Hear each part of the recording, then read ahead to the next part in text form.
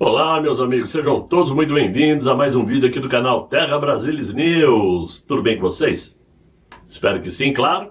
Hoje, quinta-feira, dia 30 de janeiro de 2025. Olha só como as notícias voam nesse nosso país, cada dia com uma novidade ou com um absurdo de notícias que mostram como o nosso país é atrasado.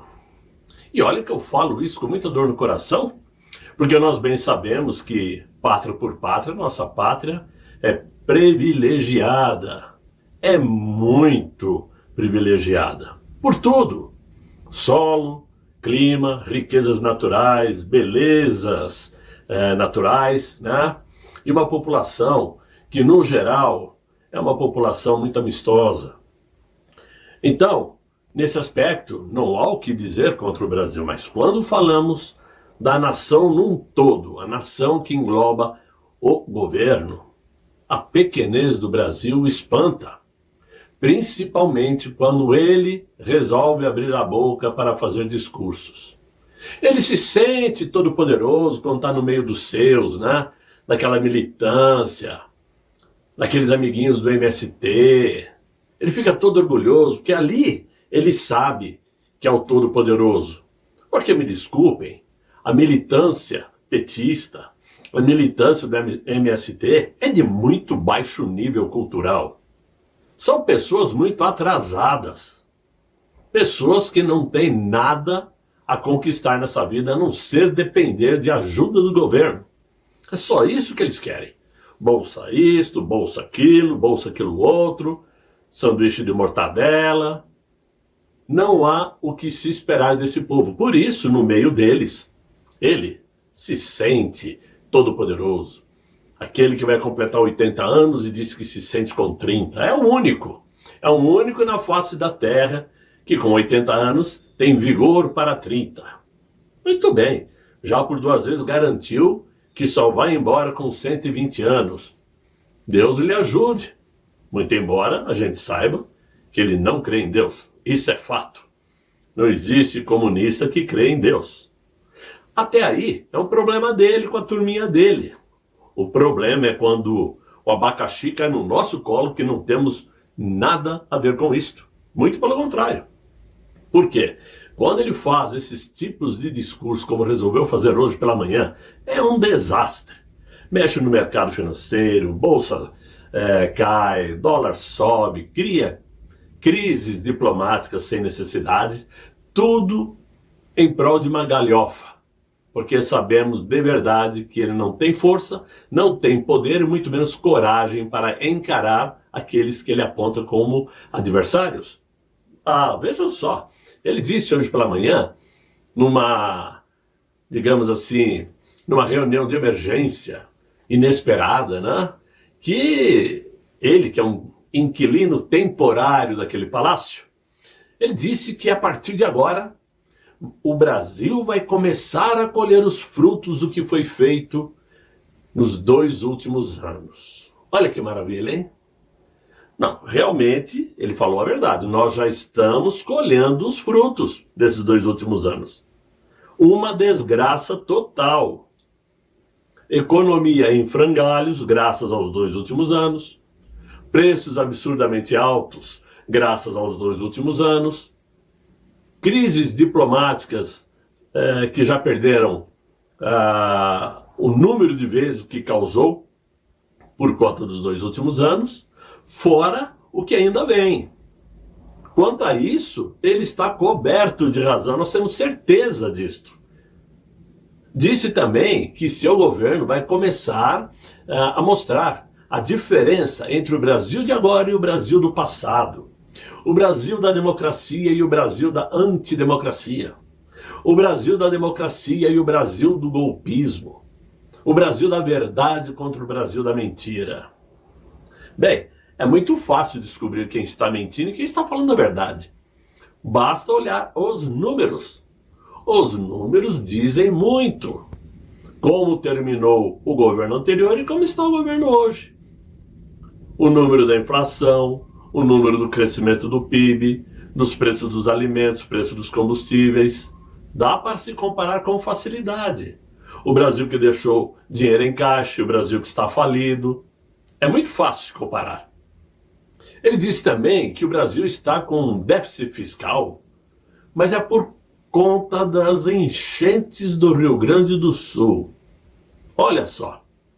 Pois o déficit mesmo que causou estragos para o Brasil foi o déficit do governo anterior, que estourou o caixa porque não governava. Olha quanta coisa numa informação só, né? Primeiro, o déficit do Brasil por culpa do Rio Grande do Sul. Pelo que eu saiba, até hoje, ninguém conseguiu mostrar os valores que foram enviados para os gaúchos recuperarem o belíssimo estado do Rio Grande do Sul. Até hoje ninguém sabe e ninguém viu. Ponto final. Segunda coisa, ninguém até hoje conseguiu descobrir o quanto de fato o governo atual não tem em caixa. Porque os gastos são tantos, os absurdos são tantos, que ainda não está definido o tamanho do rombo. Mas todo mundo sabe quanto tinha no caixa no último dia do governo anterior. 54 bilhões de reais. Isso nós sabemos. Agora, dá para comparar um problema igual, o triste problema igual a das enchentes do Rio Grande do Sul com aquela pandemia? Sim, porque o problema do Rio Grande do Sul, o governo largou para lá e tocou o resto do país. Ou melhor dizer, estragou o resto do país. Mas no governo anterior, aquela pandemia estragou não somente o Brasil, como o mundo. E mesmo assim nós vimos como terminou aquele governo. Mas ele ainda garantiu, né, que deu toda a autonomia ao presidente do Banco Central, o Gabriel Galípolo, de conduzir a política monetária do país. E disse que já esperava pelo aumento da taxa básica de juros de 12,5% para 13,25%. Isso hoje. Horas. Quer dizer então que ele já sabia que a taxa de juros iria para 13,25%, talvez a maior do mundo. Não sei se existe algum país com uma taxa de juros maior. Um absurdo que impede você, amigo, de levantar um empréstimo num banco, porque os juros é tão alto que você já tem a certeza que não vai conseguir pagar. Faz com que o seu financiamento do automóvel fique super caro, financiamento da casa própria fique absurdamente caro, que isto faz com que os alimentos também fiquem super caros, ou seja, sua vida, o custo da sua vida está cada vez mais caro. Simples assim.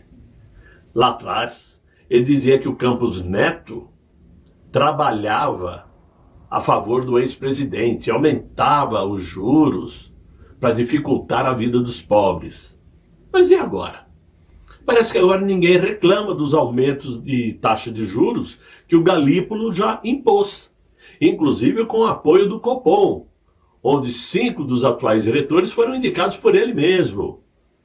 O inquilino do Palácio do Planalto. Sim. Mas são muitas coisas, não parou por aí não. Ele ainda tratou do assunto Donald Trump. Olha só que coisa.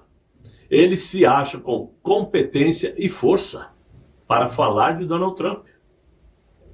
Disse como deverá ser a relação daqui por diante com os Estados Unidos.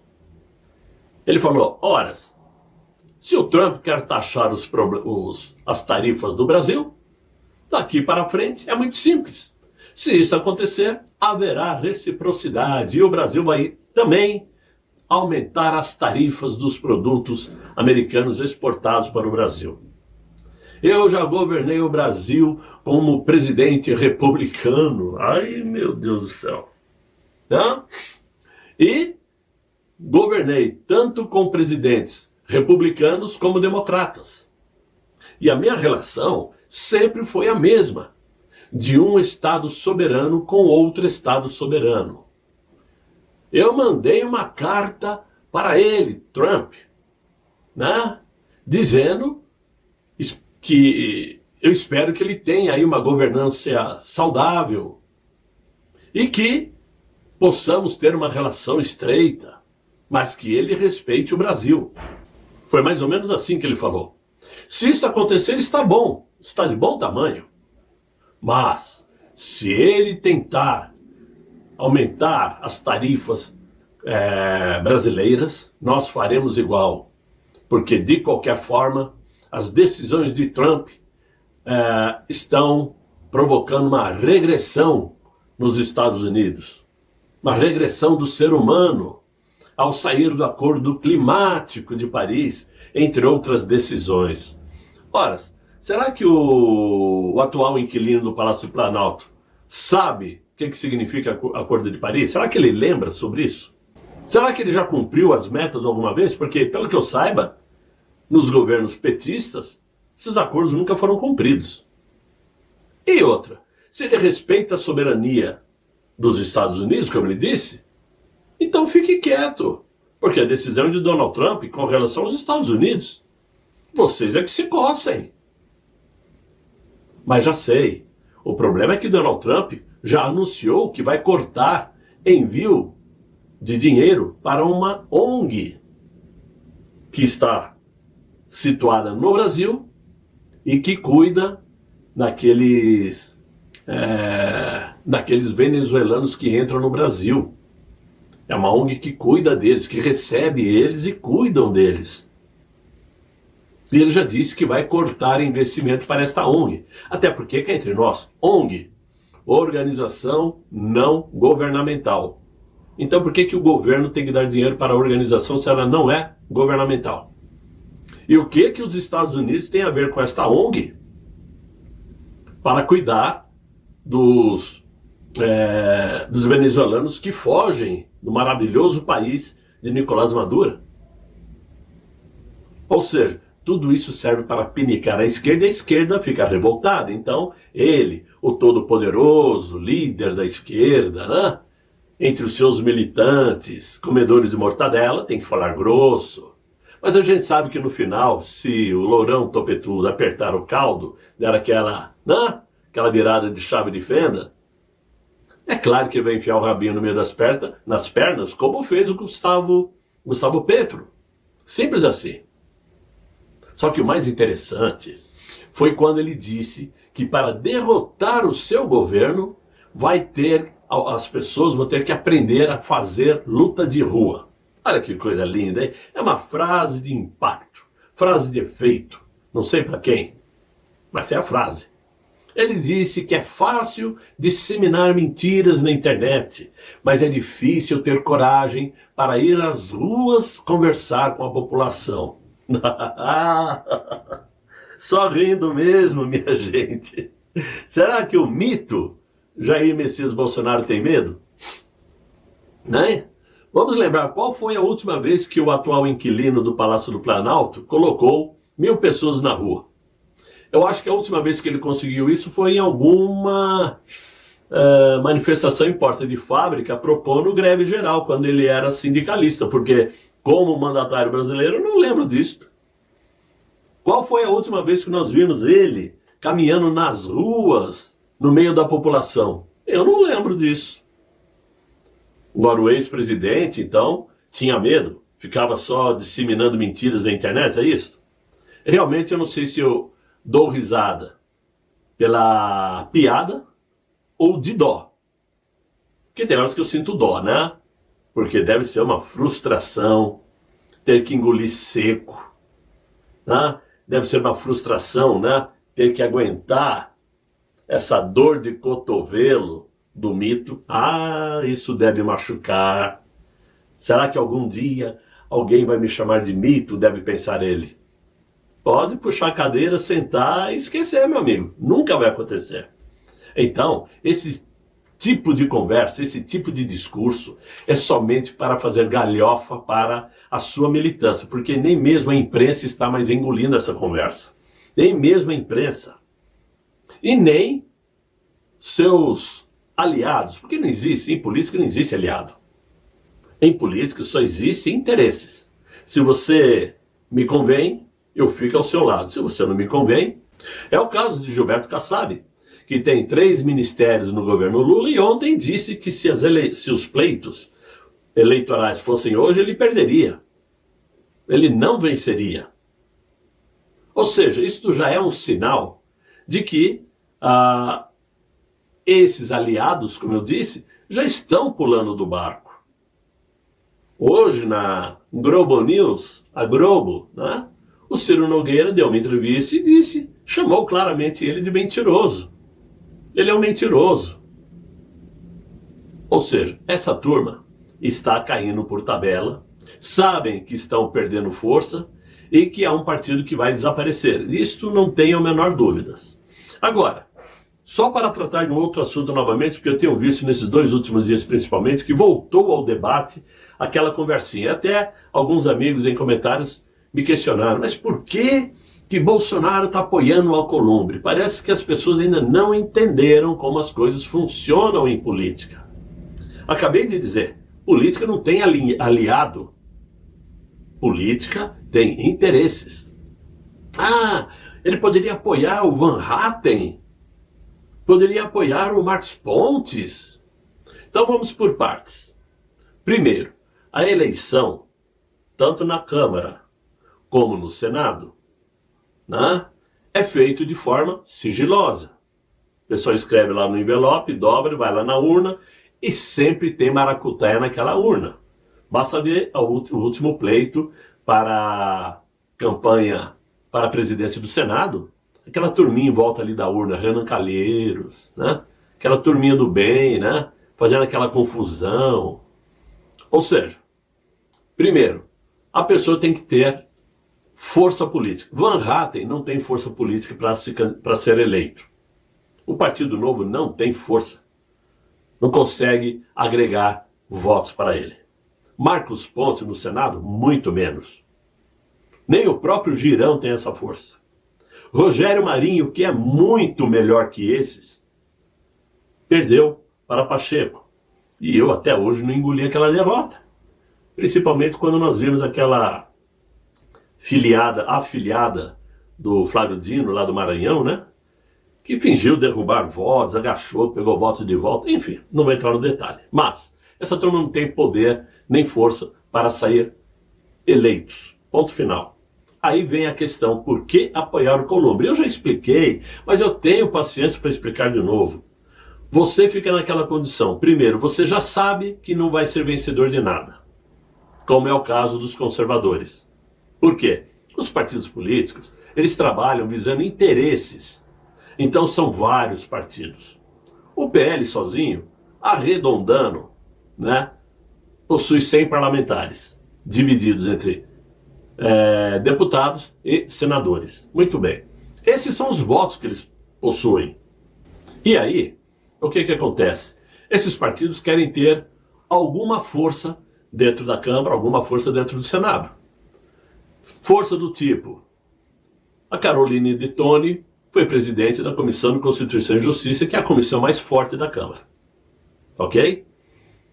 No Senado, a direita não tinha comissão nenhuma na mão. Na Câmara, além da Carolina de Toni, o Nicolas Ferreira ficou com a Comissão da Educação, que é onde você pode pautar leis para serem aprovadas, trabalhar essas leis e ter algum apoio. Muito bem.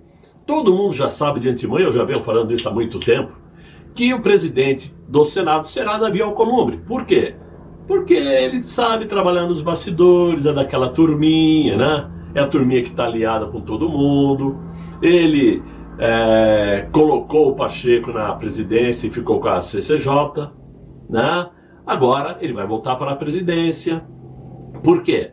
Porque ali é ele que vai decidir quem vai ficar com a primeira vice-presidência, quem vai ficar com as comissões. É onde então o PL, dando apoio para ele, já ganhou a promessa de que vai ter a primeira vice-presidência, ou seja, na ausência do Alcolumbre, o PL fica com a presidência do Senado, vai ficar com algumas comissões, e na Câmara dos Deputados, para apoiar o Hugo Mota, também vai ficar com algumas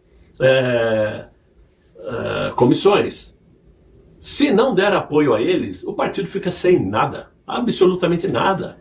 vai ficar o quê? Um partido pau-mandado. Então, é necessário engolir o sapo. E aí vem aquele papo que está rolando aí de uma costura que o PL, o PP do Ciro Nogueira e os republicanos estão trabalhando para dar apoio a Davi Alcolumbre, não só para o primeiro mandato de 2 anos, como para uma reeleição por mais 2 anos, ou seja, 4 anos de Davi Alcolumbre, contudo que Davi Alcolumbre paute o projeto de anistia, não só para os presos de 8 de janeiro, como também para tornar Jair Messias Bolsonaro elegível novamente, contando com a ajuda de André Mendonça e Cássio Nunes Marques, que vão comandar o TSE, né, até lá em 2026. Então parece que é um acordo que está sendo costurado e que aí eu não vou entrar no mérito, porque até então conversas que estão surgindo e não dá para garantir que esse acordo fechado agora com o Alcolumbre, não dá para garantir que ele venha a cumprir isto. Porque política é assim. Política, para atrair, é uma coisa muito fácil. Mas é assim que é o jogo, infelizmente. Portanto, as chances de as coisas se tornarem mais palpáveis para termos um presidente do Senado conservador ou um presidente da Câmara conservadora, por hora, a chance é zero. Por isso, sim, em 2026 temos que eleger o maior número possível de senadores e deputados, para que lá na frente tenhamos chance. É isto. Agora, se as pessoas, depois de uma explicação assim, não entenderem, sinto muito, aí tem que estudar mais aí com as manchetes de jornais, né? Mas, meus amigos, por hora é o que eu tinha para vocês. Espero que vocês tenham gostado desse vídeo, como eu sempre digo. Se inscreva no canal, deixem seus likes e vamos convidar os amigos aí para acompanhar o Terra Brasilis News. Por hora, eu desejo a vocês um excelente fim de noite, muito bom descanso e até amanhã, se Deus quiser, Ele há de querer. Fiquem bem, fiquem com Deus. Tchau, tchau.